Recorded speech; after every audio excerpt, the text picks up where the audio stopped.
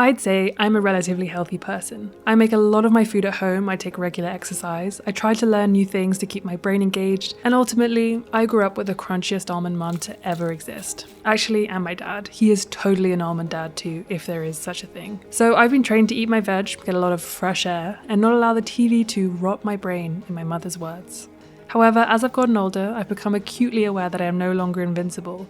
And without some mobility and stretching, my body will ache a little more. Without plenty of water, the headaches will come. And without proper rest, I am honestly good for absolutely nothing. So in today's video, I want to share food I'm prepping for the month and why, focusing on a realistic and balanced view of my food choices. So without further ado, give the video a like if you liked it, consider subscribing as it really supports my channel, and grab a cup of tea, and let's get into it.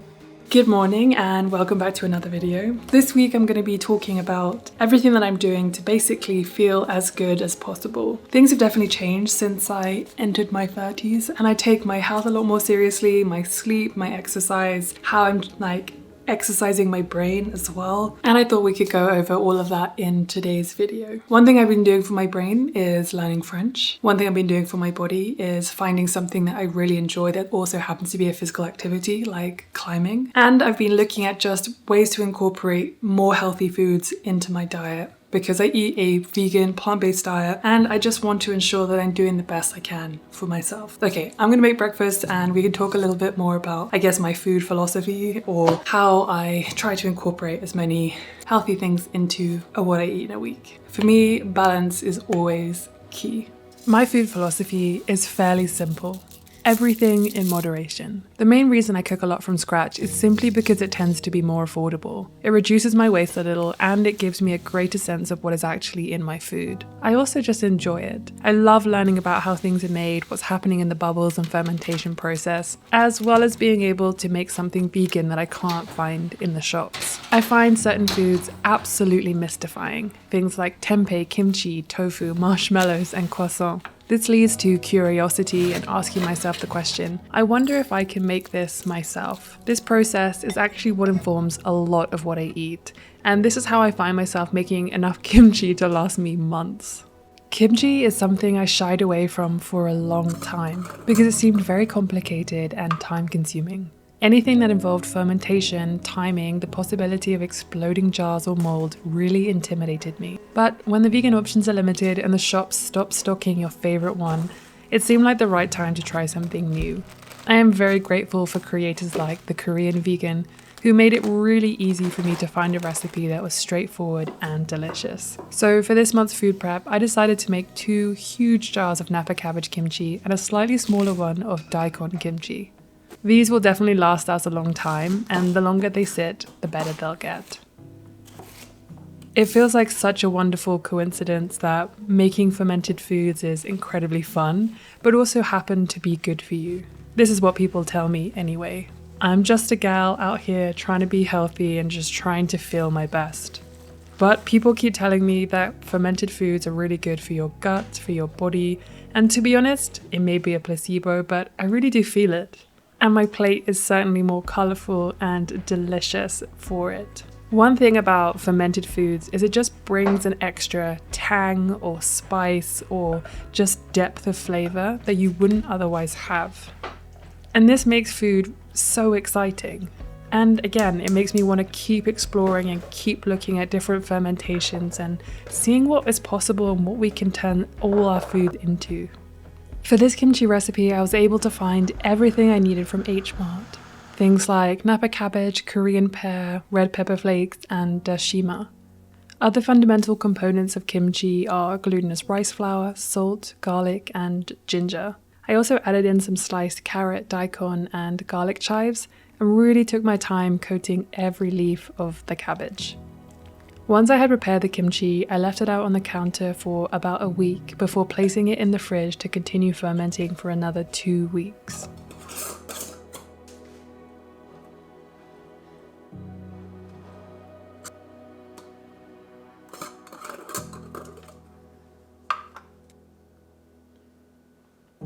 I've really been enjoying experimenting with sourdough recently.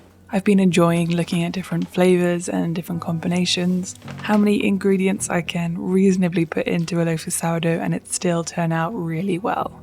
So this week I decided to make one plain sourdough and also a black cherry and dark chocolate one. I'd never really thought about making something sweet with a sourdough, but then who doesn't love bread and sweet things together? And as I said, for me, everything in moderation is really important. I think dark chocolate is delicious. I love black cherries. And I thought this would be a really great way to have a treat because I just love toast so much. I prepared both loaves, put them in the fridge overnight, and then baked both of them in the morning. They turned out really well, and every time I make something new, I always take meticulous notes so that I can recreate it the next time. I'm still having a little trouble getting that consistent ear, but I'm still very happy with how these loaves are looking.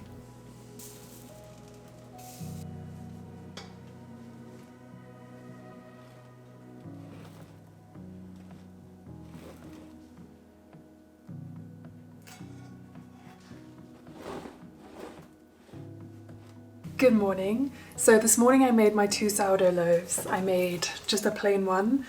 I got a good rise, but not the best ear, but I'm not particularly worried about that. And then I also finally made the dark chocolate and cherry one, which I am so excited about. I am currently making one more loaf, and I'm doing this because sourdough, I really enjoy the process, but it does take a lot of time and I have to make sure that I forget when it comes to timings. So it's good for me to do a bunch in a row, but then we can have 2 loaves out, the sweet one and the plain one, and then also one I'm going to put in the freezer when it's ready. I'm also going to make this a different flavour, so we have a plain, black cherry and dark chocolate, and then I'm going to have a rosemary one. I also have some friends coming to stay this weekend, so I just wanted to make sure that I had enough for that. Once I finish making this loaf, then I'm going to get on with the preserved lemons. They've been preserving in the fridge overnight, so some of the juices should have been come out, and I'm going to squish them into a jar and then I'm going to cover them with lemon juice, put them in the fridge for a month, and then they'll be ready. So let me finish this dough and then we'll get on to the lemons. If you haven't watched my sourdough video, once I'm mixing the sort of autolyse with the starter, I just do this like crab claw thing. And I find it to be pretty effective. Once I've done that for a few minutes, then I'll just literally just fold it in on itself. Sourdough doesn't have to be difficult. You can make it as complicated or as simple as you want. Don't believe people on the internet that tell you it's really hard. You can do anything that you put your mind to, okay?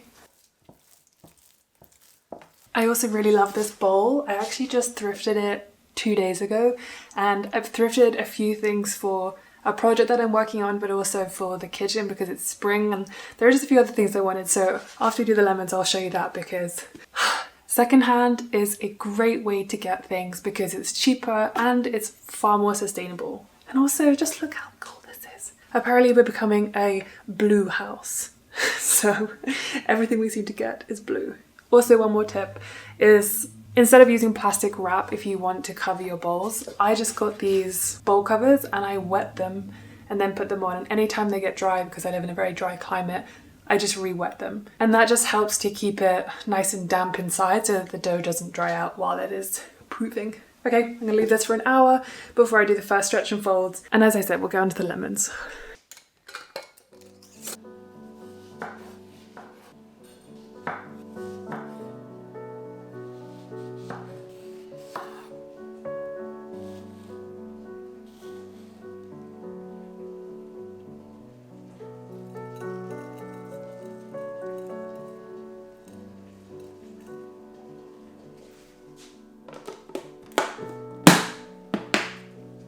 I love preserved lemons. If you've eaten any North African meals or Middle Eastern meals, then they probably had preserved lemons in them. If you've made any ottolenghi recipes, he puts a lot of preserved lemon in his food. If you've ever had a tagine, that usually has preserved lemon in. So as you can see, some of the liquid has come out, which is awesome.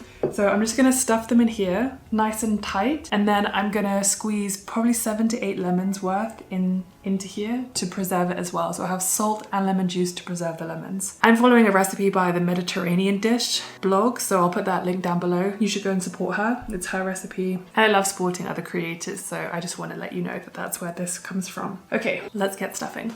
So for the preserved lemons, I wasn't sure if this was going to be the perfect jar, but it ended up being just a bit too big, so I had to put it in a smaller one so that I could really squish the lemons together. And then I just filled it to the top with lemon juice so that this is what they're going to preserve in over the next month. Of course there's salt in there, and I also completely forgot to put in the extra black peppercorns and bay leaves. So this is going to go in the fridge for a month and then we can start using it. I always make sauerkraut, and I've been making different types recently, but I hadn't made a normal, just plain cabbage one in a while, so I decided to make a green cabbage, just a very straightforward sauerkraut. I had 2 heads of cabbage which I finely sliced, and when you're doing this you want to measure how much the total weight of all the cabbage is, and then you're going to figure out what 2% is of that weight, and that's how much salt you're going to use. You massage it, and basically after a while all the liquid starts to come out, and I just used one of the leaves I took off earlier to try and completely submerge everything. I'm not too worried if it's not completely submerged at first, because it will with the bubbles rise. Okay, so I'll leave this for 3 weeks and see what happens. Next I'm going to be making some fermented tomatoes with basil and garlic, because I wanted to experiment and just see what it would taste like. These definitely were an interesting flavor, but I'll be making them again. Let's put it that way. These are little gauges on the top in case you're wondering. It allows the bubbles to come out without allowing oxygen to go in, so it doesn't mold. And when fermenting things, everything has to be submerged.